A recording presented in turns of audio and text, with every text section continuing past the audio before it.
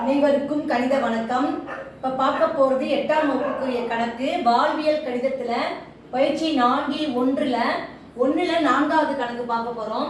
ஒரு பள்ளியில் உள்ள 1400 மாணவர்களில் 420 பேர் மாணவிகள். பள்ளியில் உள்ள மாணவர்களின் சதவீதம் என்னன்னு கேட்டிருக்காங்க. அப்போ பள்ளியில் உள்ள மொத்த மாணவர்கள் எத்தனை பேர்? 1400.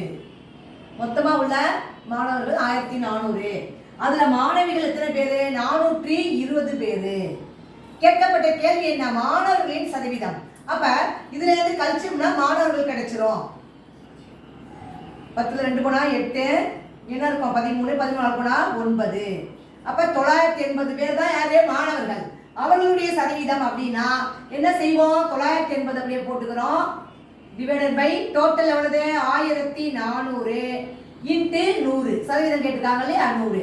இப்போ பாருங்க, 2 பூஜ்ஜியத்துக்கு 2 பூஜ்ஜியத்தை அடிச்சிட்டோம். இப்போ நான் என்ன செய்யறேன்? 7ஆம் வாய்ப்பாடில் அடிக்கிறேன். 2 7 14.